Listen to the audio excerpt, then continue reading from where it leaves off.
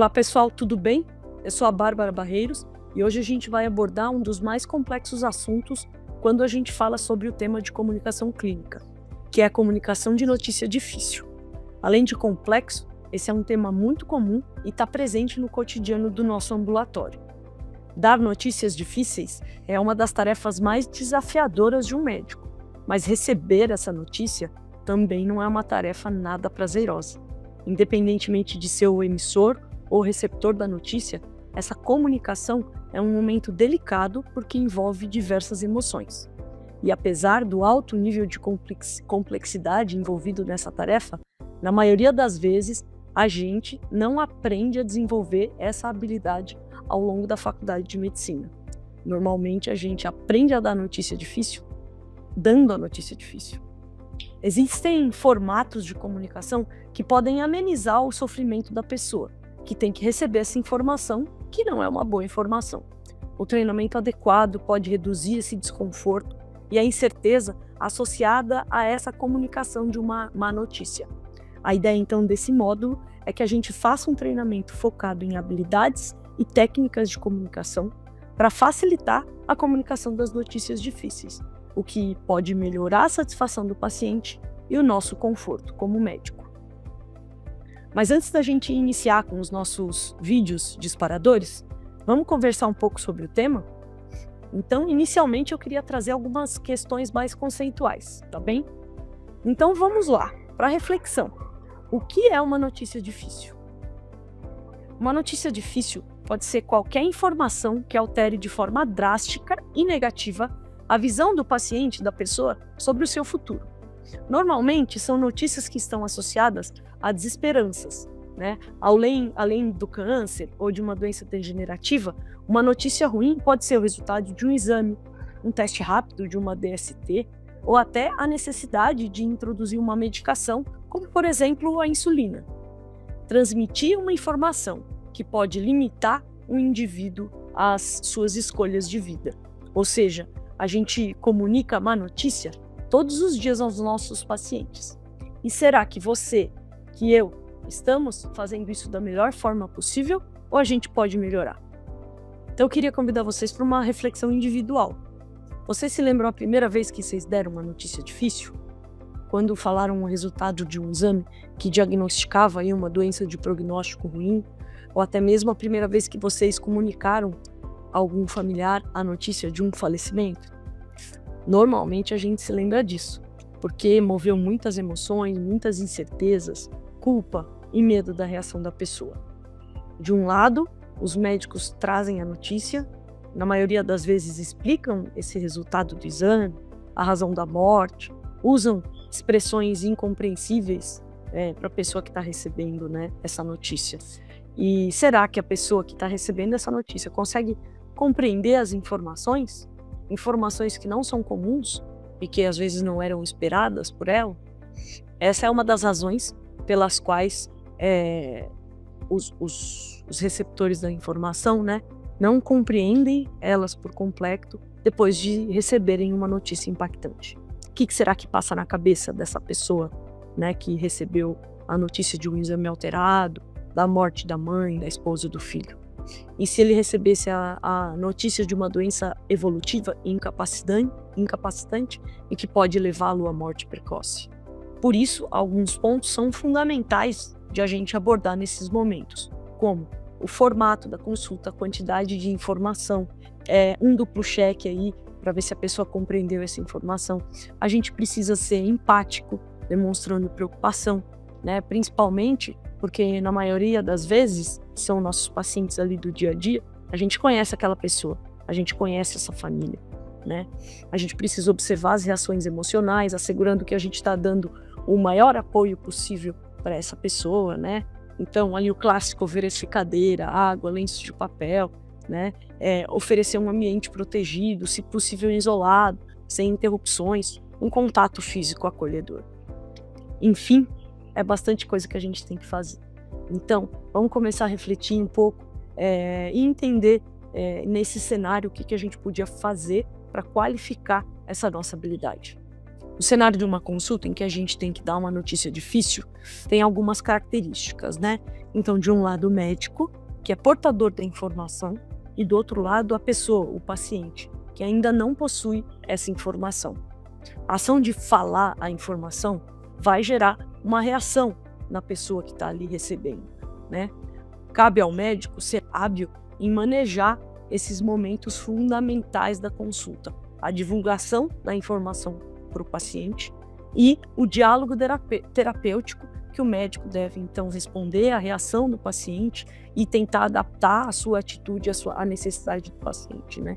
Então, existe aí para todos nós médicos que tivemos que dar uma notícia difícil, né? Uma dualidade de sentimentos. Proteger aquela pessoa e preservar a sua esperança e ser honesto, fornecendo expectativas realistas. Nesse momento, é importantíssimo a gente resgatar aqui um conceito abordado lá na aula de construção da relação, que são as emoções e as reações emocionais presentes nas consultas, né? Então, nas consultas que a gente tem que comunicar notícias difíceis, é imprescindível que a gente use as técnicas aprendidas, né? Então, é importante que a gente tenha a percepção sobre as emoções e reações que vão acontecer ali na consulta e que a gente consiga manejar a nossa resposta a essa reação de forma empática. A ideia agora, então, é a gente refletir sobre os papéis de cada pessoa envolvida nesse contexto, o médico e o paciente. Então, para o médico, são 3 os aspectos fundamentais que envolvem esse momento: o compromisso com a verdade, a postura do médico, né? E a gente saber quais são os desafios que a gente vai enfrentar ali naquela notícia difícil. Quando a gente fala sobre o compromisso com a verdade, isso envolve narrar os fatos que a gente sabe de maneira clara e transparente, sem ocultar nenhum detalhe importante, né? Algumas pesquisas mostram que a maioria dos pacientes querem saber o diagnóstico completo da sua doença, né? No entanto, você pode estar se perguntando, mas e aqueles pacientes que não querem saber a verdade? Sim, alguns pacientes realmente não querem saber a verdade. Por isso que uma das etapas fundamentais é a gente verificar se o paciente deseja receber a informação completa antes de a gente compartilhar um resultado. Uma boa pergunta, e uma pergunta prática, é perguntar diretamente, né, quando você vai abrir um exame. Antes de eu te explicar o resultado, gostaria de saber, você quer conhecer todos os detalhes sobre ele? A resposta do paciente vai ajudar a medir até que ponto ele deseja ser informado e você também pode medir o quanto de informação você vai dar naquele momento. Aproveitando que a gente está falando sobre verdade, é importante a gente abordar em um tema relacionado, que é a questão de dar falsas esperanças. Quando o médico oferece esperanças infundadas, isso pode romper a confiança na relação entre ele e a pessoa, entre ele e o paciente. Por exemplo, dizer para uma paciente que está recém-diagnosticada com câncer de mama, vai dar tudo certo, a senhora vai se curar. Será? A gente não tem certeza do desfecho desse tratamento.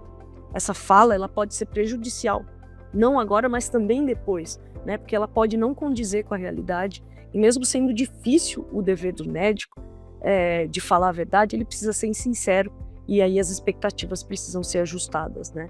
Então, nesse caso, seria importante falar, estaremos ao seu lado durante o tratamento, oferecendo o melhor suporte, buscando os melhores resultados para aumentar suas chances de cura.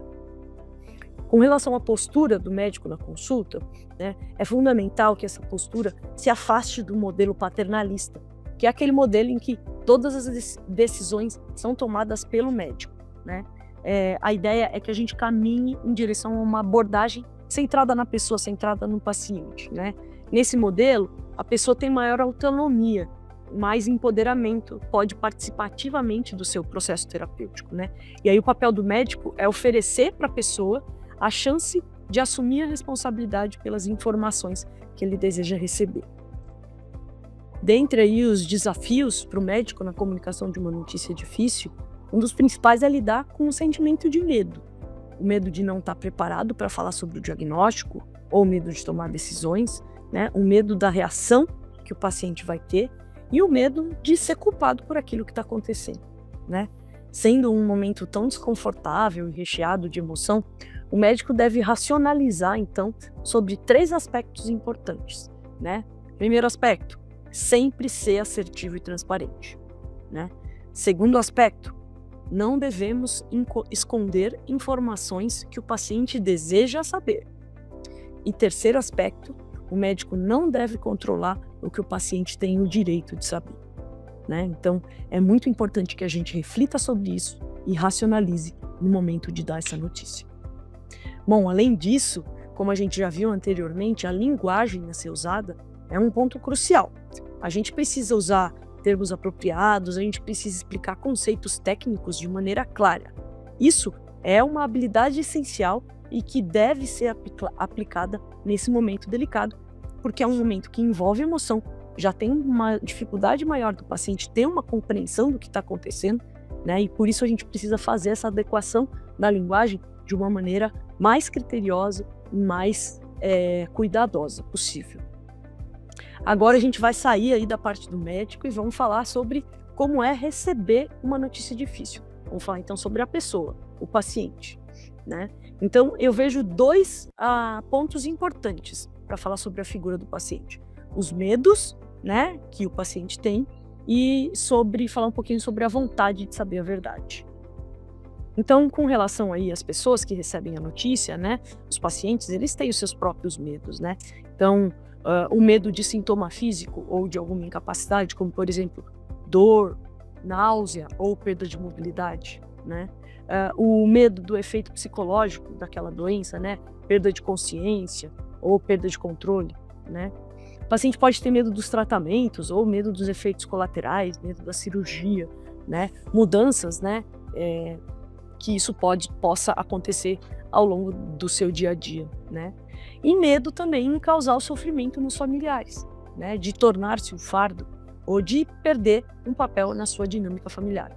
Além do medo com relação ao trabalho, a perda de emprego, status sociais e dificuldades financeiras.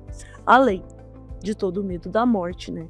E aí a gente vai abranger então questões existenciais e religiosas. Enquanto alguns pacientes preferem informações detalhadas, outros optam por saber apenas o básico. Então é essencial que a gente garanta que a mensagem para o paciente seja clara e que respeite a privacidade dele, oferecendo a oportunidade para que ele faça perguntas e expresse as suas preocupações, se ele quiser, né? Então, por exemplo, uma abordagem útil é perguntar para o paciente: você sabe o que significa esse exame que a gente está olhando aqui? Você sabe o que a gente está buscando com esse exame? Ou então a gente pergunta, né? Quanto que você deseja saber sobre esse resultado? Então, essas são perguntas diretas que ajudam o médico a entender a autonomia que a pessoa, que o paciente, quer exercer naquela comunicação de notícia. Os pacientes, eles valorizam honestidade, clareza e privacidade, além da capacidade do médico em responder às suas dúvidas, né? Os estudos mostram que a maioria dos pacientes prefere uma divulgação franca e empática, mesmo quando se trata de um diagnóstico de doença terminal ou de uma má notícia. Vamos então para a nossa primeira atividade em grupo? Então, nessa atividade, vocês vão ver um vídeo sobre a comunicação de um resultado de exame. Eu gostaria que, durante a análise de vocês, que vocês focassem aí a avaliação e a reflexão na comunicação da médica e também nas reações da paciente. Após o vídeo, eu sugiro que vocês se dividam em 3 ou 4 grupos e façam uma discussão sobre quais os aspectos da comunicação de notícia difícil que a médica trouxe. E vão apontar também o que vocês poderiam melhorar. E gostaria que vocês também falassem sobre o que vocês observaram de reação emocional da paciente, tá bom? Vocês têm 10 minutos para a atividade do grupo e 2 minutos para cada grupo passar o que pensou, tá bom? Então, Ana, você veio hoje para buscar o resultado do exame, né? Sim, doutora. Só para saber, mais ou menos, por que você pediu esse exame? Por que você quis fazer esse exame?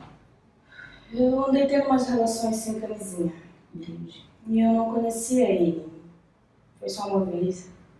Então, eu pedi esse exame para descartar qualquer coisa. Tá certo. E qual que é o seu medo em relação a esse exame? Que dê positivo, né, doutora? Entendi. Você veio com alguém hoje? Tem alguém com quem que você queira compartilhar o resultado? Alguém que esteja junto com você nesse momento? Por que a senhora está falando isso? Então, Porque realmente o resultado deu positivo. O resultado do exame deu positivo. Mas a gente vai te encaminhar para o infectologista, você vai acompanhar com ele a partir de agora. Ele vai decidir se você vai começar ou não a medicação.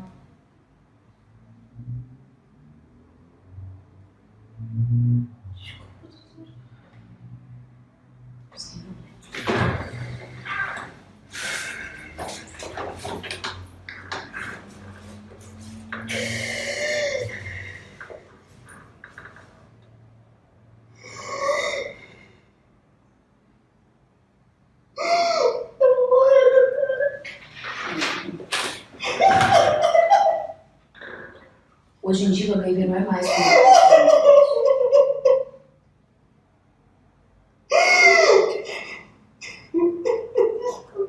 sem problema. Toma isso.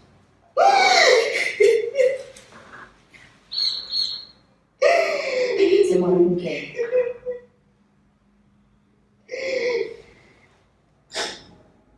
Eu moro com uma amiga. Você pode contar as coisas pra ela, você conta com ela. Contar. Doutora, você não vai contar pra minha irmã. A Sandra, ela trabalha aqui.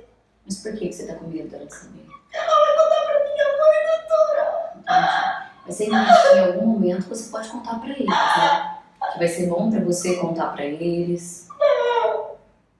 Eu posso até te ajudar a contar, a gente pode marcar um momento pra contar juntas. Você vai precisar de pessoas pra te ajudar nesse momento. Você trabalha com o quê? Eu sou vendedora. Entendi. Você pode contar pro pessoal lá? Como é que funciona a sua relação com eles? Não, você vai saber disso, doutora. Respeito do tratamento, não sou eu quem vai decidir, Ana. Eu vou te encaminhar agora pro infectologista e é ele quem vai decidir se você vai fazer ou não vai fazer o tratamento, se precisa ou se não precisa. Mas a terapia evoluiu bastante, hoje em dia as pessoas vivem a vida praticamente normal com a HIV. Certo? Tá bom. Tá bom, essa.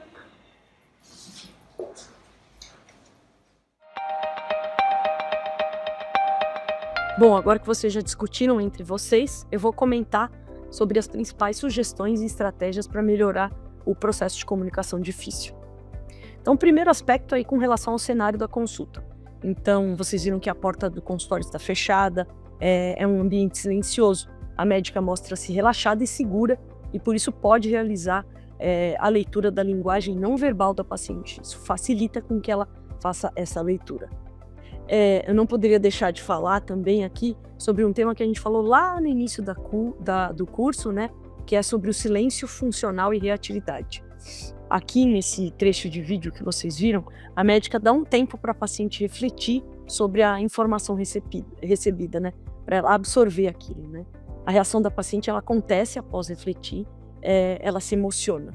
Esse silêncio ele foi fundamental na consulta e foi uma ação que partiu da médica. Outro comentário importante é que a médica procura checar o que a paciente sabe sobre aquele exame, né? Quando ela faz isso, ela compreende qual está sendo a experiência daquela pessoa e qual que é a sua expectativa com relação ao exame. A médica também pergunta objetivamente sobre o medo da paciente com relação àquele exame, né? Apesar de ela perguntar, ela não explora esse medo. E se ela tivesse explorado esse medo, ela poderia facilitar um diálogo futuro. Ela poderia ter perguntado se a paciente sabe o que significa aquele teste positivo, por exemplo, e perguntado se a pessoa sabe quais são as possibilidades de tratamento com relação àquele teste positivo sobre aquela doença nos dias atuais, né? O tratamento das doenças nos dias atuais. Bom, a médica, ela informa o resultado, ou seja, ela compartilha a informação de uma forma verdadeira e segue promovendo aí um diálogo terapêutico. Responde às reações da pessoa, vocês perceberam? Então, a médica mostra-se empática, né? Preocupada com a paciente, busca papel, demonstra, né, interesse corporal, se curvando em direção à paciente, faz um contato corporal, encontrando ali, colocando a sua mão no braço da paciente. Acho que vale a pena a gente falar um pouco sobre essa questão do toque, do contato corporal. Então é fundamental a gente refletir que que nem todas as pessoas sentem-se confortáveis em receber um contato corporal. O médico pode não se sentir confortável também em fazer esse contato. Então a gente recomenda que quando a gente faça isso, né, a gente faça isso de uma maneira consciente, usando aí uma estratégia de empatia, né, que a gente faça esse suporte do contato utilizando áreas neutras, como mãos e antebraços, né. Para que a gente possa encostar em outros locais, por exemplo, dar um abraço, é importante que a gente peça o consentimento da pessoa. Posso te dar um abraço? Bom, então um outro aspecto muito bom que foi mostrado aqui nessa consulta é que a médica ela já traz um plano traçado, né, um plano de encaminhamento para infectologia, traz um passo a passo, fala um pouco sobre a possibilidade de medicação, né? Ela não fala somente o diagnóstico, mas ela também traz um plano de tratamento. A gente viu lá na aula de encerramento da consulta como é importante a gente detalhar esse plano. Nos casos como este, né, de uma notícia difícil, é imprescindível que os detalhes do plano, né, como o plano diagnóstico, o plano de tratamento, um plano prognóstico e um plano de seguimento sejam trazidas, né? No vídeo, a médica ela não traz um plano prognóstico e de seguimento, logo quando ela informa sobre o diagnóstico, né? Somente lá no finzinho do vídeo ela passa algumas informações sobre esse tratamento, mas a paciente mostra-se tão abalada emocionalmente quando ela recebe essa informação e está ouvindo ali aquele monte de informação, né, do plano, ela parece não compreender tudo que a médica traz. Então, em momentos como este, é importante que a gente entenda, então, o quanto o paciente está conseguindo absorver das informações que a gente está levando e que a gente forneça só aquilo que o paciente é capaz de compreender. Pegando o gancho aí na questão de entender quando o paciente consegue compreender a informação, tem um momento que mesmo a paciente trazendo, falando, né, abertamente que não quer que as pessoas saibam, a médica insiste em falar. Você sabe que em algum momento você pode contar para sua família, né? Vai ser bom se você contar para eles. Será que essa paciente precisa, nesse momento mesmo, pensar em como contar para a família? Contar sobre a sua doença, né? Ou seria melhor a gente aguardar, esperar primeiramente o paciente aceitar o diagnóstico, entender esse sentimento, e mais para frente a médica poderia abordar essa questão sobre a informação da família e o diagnóstico, né? Então essa técnica que eu acabo de trazer para vocês é a técnica de acomodação, né? Que é a técnica que a gente tende a organizadamente e estruturadamente deixar com que o paciente receba a informação, reflita, acomode essa emoção e a compreensão de tudo que foi falado, para que então a gente possa passar mais informações sobre esse fato. E aí, talvez, mais para frente, essa paciente pode informar para sua família o que está acontecendo, né? Bom, então a gente pode ver no vídeo, né, que é bastante difícil a comunicação nesses momentos, mas existem diversos protocolos que podem auxiliar na comunicação dessas notícias, né? Como, por exemplo, o SPICES, o ABDE e o BRACS. O protocolo SPICES, ele é o protocolo mais difundido, é o protocolo que eu vou abordar hoje mais detalhadamente durante nossa aula. O SPICES, então, é um mnemônico de S, Set, P, Perception, I, Invitation, K, Knowledge, E, Emotions e o SS, Strategy and Summary. Vamos falar então sobre cada uma das ações? Então, o setup, a preparação, é o momento de preparar-se mentalmente e emocionalmente para aquela consulta. A gente também precisa, nesse momento, saber o nosso tempo disponível, o tempo que eu posso gastar com essa comunicação. Eu preciso preparar um ambiente acolhedor e privativo, sem interrupções, por exemplo, fechando a porta. Outra questão é a gente saber se o paciente está sozinho e se gostaria de envolver outras pessoas ou alguma rede de apoio, e já informar que notícias difíceis serão dadas. Então, no Perception, então a gente precisa saber o que a pessoa sabe. Então, esse é o momento de usar algumas questões abertas e saber o que aquela pessoa entende sobre a doença, sobre aquele exame, né? E, se necessário, já corrigir algumas informações equivocadas sobre o que a pessoa sabe sobre aquele exame, né? Adequando as notícias ao conhecimento da pessoa. Então, na Invitation, o que a paciente quer saber? Então, nesse momento, a gente precisa saber o que a pessoa quer saber sobre aquela notícia. Então, como a gente já viu anteriormente, né, a maioria dos pacientes deseja receber com profundidade as questões relacionadas a si mesmo. Mas, se o paciente demonstra que não quer saber em algum momento, né, a gente pode falar, tudo bem, o senhor não quer saber nesse momento, mas eu estou disponível para futuramente trazer mais informações para você, se você quiser. Então, isso é bastante importante de a gente fazer. Então, no K de Knowledge, a gente precisa fazer a partilha das informações. Então, é importante que nessa etapa a gente possa adequar o nível de compreensão e vocabulário que a gente vai usar, né? Falar com franqueza, sem usar termos técnicos, né? De preferência, a gente deve fornecer informações de maneira gradativa, em pequenas porções.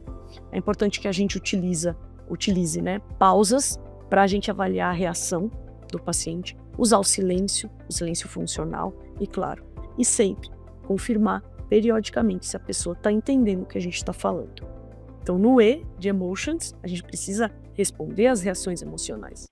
Então, é importante o apoio e solidariedade através das respostas empáticas, entender aí as crenças das pessoas, facilitar a expressão sobre o impacto da notícia, perguntando ao paciente como que você está se sentindo, né? E é importante que a gente sempre se mostre à disposição. E por último, os 2 S's de Spikes, Strategy and Summary, que é o plano de seguimento. Então, como a gente já comentou um pouco antes, né, a gente deve perceber se a pessoa está preparada para discutir um plano terapêutico. Então, a gente faz uma comunicação assertiva para planos de segmento, dando aí os nomes do serviço onde aquela pessoa vai passar, a previsão de datas de encaminhamento, né? Deixa claro que a equipe, você vai estar ativamente envolvido aí no plano contínuo de ajuda, né? E antes de liberar o paciente, avaliar o estado emocional, risco de suicídio e condições, por exemplo, de voltar sozinho para casa. Então é importante que a gente feche com esse cuidado. Bom, então a gente sabe que são muitas coisas para a gente fazer, para a gente abordar, né? E esse é um assunto que a gente só vai conseguir aprender, fixar mesmo, né? E mostrar que a gente está sabendo, né? Se a gente pratica, tá? Então, por isso, a última atividade prática de hoje vai ser uma dramatização. Então, a ideia é que vocês façam uma dramatização treinando a comunicação de uma notícia difícil para um paciente, utilizando as regras do instrumento Spikes, que a gente aprendeu aqui e que vocês vão treinar, tá? Então, a ideia é que um de vocês faça o papel de médica e médico e do outro lado, alguém faça um papel de paciente. Antes de iniciar a atividade, dá uma olhada no guia de atividade prática do aluno, que vai trazer algumas dicas, tá bom? Para a atividade, então, vocês terão 20 minutos ao todo, tá? 5 minutos para vocês se prepararem para assumir esses papéis, 5 minutos efetivamente para dramatizar, tá? E 10 minutos para comentários no grupo. Vamos lá?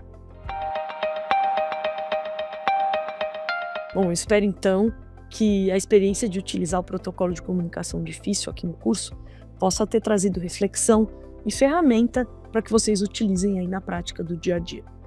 Bom, por último, gostaria somente de relembrar um tema que já foi falado para vocês, mas que não tem como, quando a gente discute notícia difícil, a gente não retornar, que é o tema do coping, né? Então, como já foi falado, coping é uma palavra em inglês que não tem uma tradução direta para o português. A gente pode traduzi-la aí como enfrentar uma notícia difícil, ou como lidar com uma situação ruim, ou ainda como suportar o fardo de um problema enquanto a gente está enfrentando ele, né? Então, o coping refere-se às estratégias e mecanismos que a gente utiliza para reduzir o nosso sofrimento emocional a ter que lidar com situações desafiadoras da nossa vida, né? Situações estressantes, situações difíceis, né? Ou seja, a forma com que cada um de nós reage aos acontecimentos que mais exigem da nossa capacidade emocional, né? Então, é um processo adaptativo que nos ajuda a sobreviver. É importante, então, aqui, a gente utilizar as técnicas de comunicação para abordar a questão do coping, por exemplo, né? Do coping religioso, do coping espiritual, pois no momento da notícia difícil, o conhecimento desse coping das pessoas, dessa retaguarda que as pessoas têm para lidar com essas situações, pode ser um importante aliado na comunicação e no suporte àquela pessoa. Vamos então reforçar aqui os 3 pontos importantes dessa aula? Então, primeiro, ao ter que dar a notícia difícil, se prepare. Prepare o ambiente, revise suas emoções, estude o caso, veja quais são os encaminhamentos a serem realizados, o tempo que cada etapa de plano pode levar para acontecer, né? Para que você possa esclarecer o seu paciente. Tá? Segundo, revisite sempre que necessário os protocolos, né? Para facilitar que essa comunicação seja assertiva. Né? E terceiro, tente conhecer e responder bem a reação emocional dos pacientes nesses encontros para que você possa proporcionar aí um suporte adequado. Passar por todas essas atividades de comunicação clínica que envolveram analisar nossas próprias consultas, participar de discussões com nossos colegas, receber críticas e sugestões dos nossos colegas e fazer comentários sobre as consultas dos outros, né? São formas de ampliarmos a nossa capacidade de coping, ou seja, de nos tornarmos mais preparados para suportar o fardo emocional envolvido em a gente ser o emissor das notícias difíceis. Grande abraço e até a próxima atividade.